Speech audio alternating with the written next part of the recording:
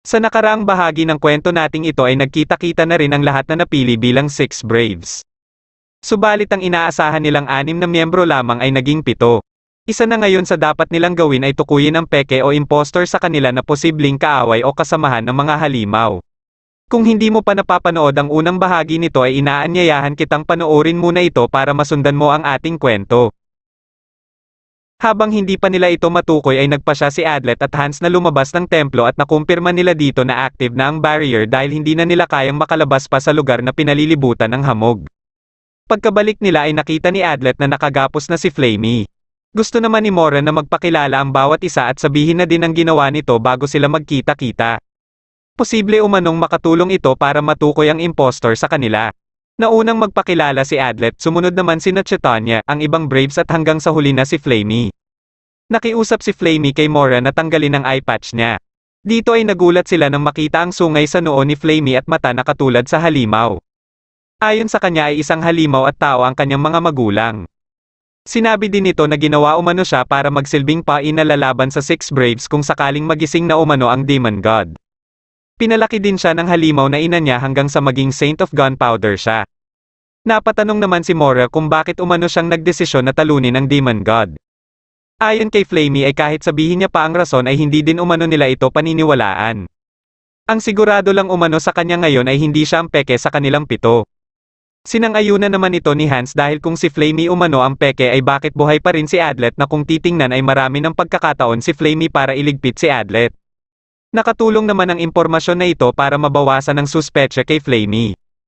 Pinakwento naman ni Mora kay Adlet ang mga nangyari sa templo bago at matapos ma-activate ang barrier. Pagkatapos sabihin lahat ni Adlet ay nagduda naman sa kanya si Hans at naglagay sa kanya bilang pangunahing salarin sa pag-activate ng barrier. Kahit anong paliwanag ni Adlet ay hindi na nila ito pinaniniwalaan. Sumang-ayon naman ang ibang Six Braves sa mga pagbibintang ni Hans kay Adlet maliban kay Nachetanya.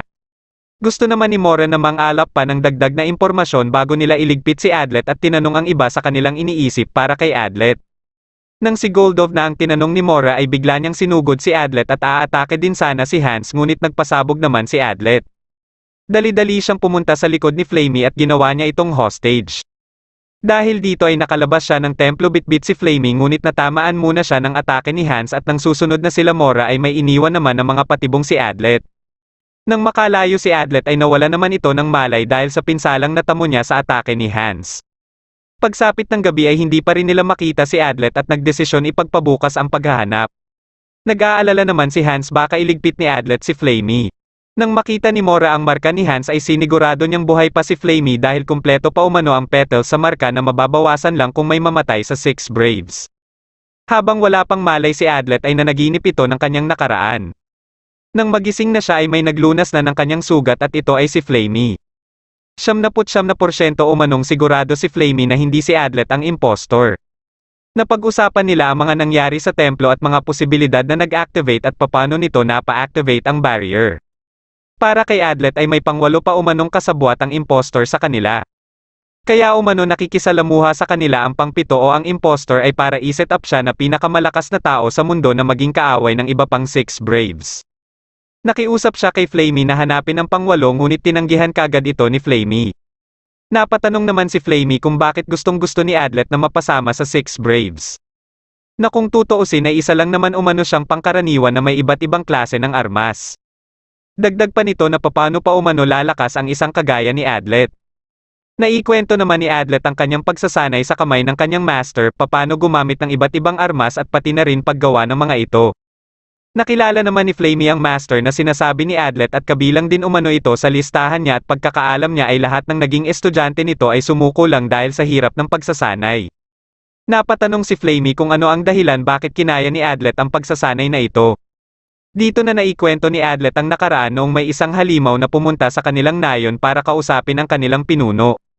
Kinabukasan umano pagkaalis ng halimaw ay sinabi ng kanilang pinuno na lilipat na sila sa lugar ng mga demon at ang demon god na rin ang mamumuno sa kanila. At ang hindi papayag dito ay tatanggalan ng puso at iaalay sa demon god bilang patunay ng katapatan.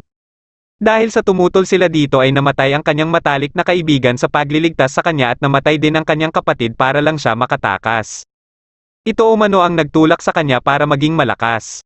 Naiinggit naman si Flamey kay Adlet dahil sa sitwasyon naman niya sa kabila umano ng kanyang mga ginawa para sa mga demon, ngunit noong hindi niya natalo si Chomo ay gusto na siyang patayin ng kanyang ina at pinagtabuyan na rin siya ng iba pang halimaw na akala niya ay mga kakampi niya.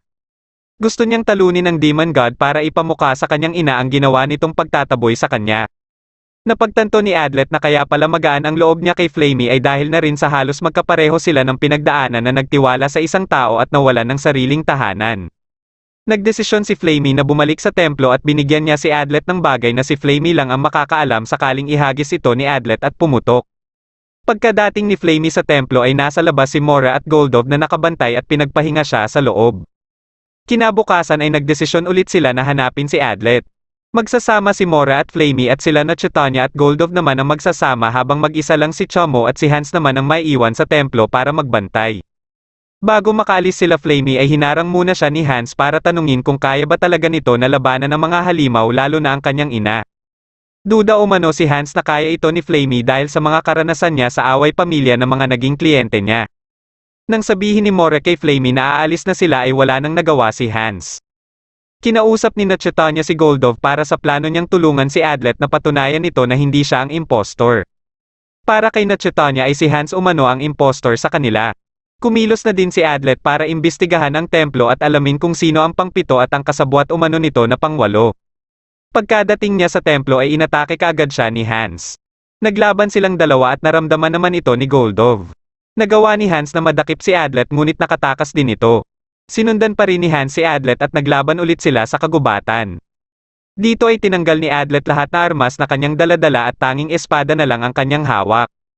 Nagmasid naman kaagad si Hans sa paligid dahil alam nitong may pinaplano si Adlet. Ito pala ay manggagaling mismo sa espada ni Adlet ngunit nagmintis naman siya. Nang wala ng kahit anong armas si Adlet ay nakikita niya itong pagkakataon para sabihin kay Hans na hindi siya ang peke.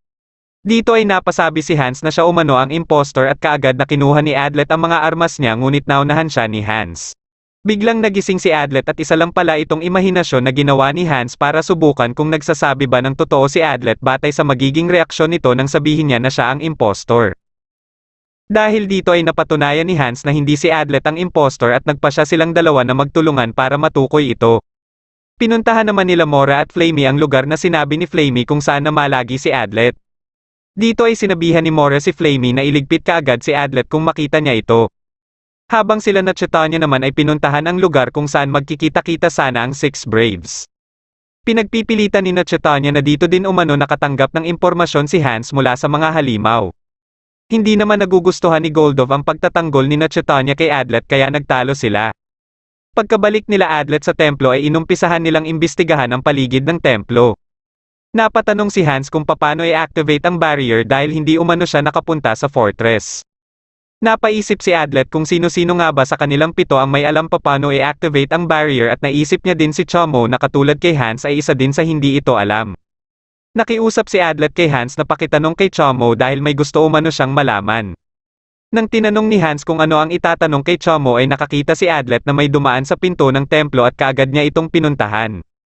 Dito ay nakita nila si Chomo at nang tatanungin na siya ni Adlet ay nagsalita si Chomo na isa-isa niya umanong ililigpit ang ibang Six Braves mula kay Adlet maliban lang kay Mora para masigurado na mapapatay niya ang peke sa kanila. Mula sa kanyang bibig ay nagpalabas ito ng swamp na unti-unting naging mga halimaw. Sinugod sila Adlet at Hans na mga ito at napatakbo na lang sila. Sinubukan nilang atikihin ito ngunit mabilis lang itong mag-regenerate. Mas pinadami pa ito ni Chomo at kahit anong gawing atake nila Adlet sa mga ito ay nabubuo lang ito ulit. Nakaisip si Adlet ng paraan para matalo si Chomo. At nang magtagumpay sila ay kaagad nilang tinalian ito. Dinala nila ito sa loob ng templo at dito na siya tinanong ni Adlet sa kung alam ba ni Chomo ang tungkol sa barrier bago pa ito pumasok ng templo at umiling ito. Naramdaman naman ni Flamey na nakikipaglaban umano si Chomo kaya dali-dali silang bumalik sa templo. Nagdesisyon naman si Adlet na puntahan si Flamey para kausapin ito. Bago siya umalis ay binalaan siya ni Hans na delikado umano si Flamey dahil sa nakaraan nito at naging klase ng pamumuhay nito. Nang makalayo si Adlet ay inihagis nito ang bagay na ibinigay sa kanya ni Flamey para malaman ni Flamey kung nasaan siya at kusa itong puntahan siya. Ilang minuto lang makalipas ay dumating na si Flamey. Dito ay sinabi ni Adlet kay Flamey na alam na niya umano ang ginawang plano ng impostor at ito din ang sinabi ni Hans kay Mora pagkadating nito sa templo. Ayon kay Adlet ay pinagmukha umano ng impostor na active na ang barrier pagkapasok niya ng templo ngunit hindi pa umano ito activated. Ang pagkakaalam nilang lahat papaano i-activate ang barrier ay mula sa mga tinuro ni Lauren. Dahil dito may kutob si Adlet na posibleng kasabwat si Lauren ng impostor at mali ang itinuro sa kanila papaano i-activate ang barrier para malinlang silang lahat.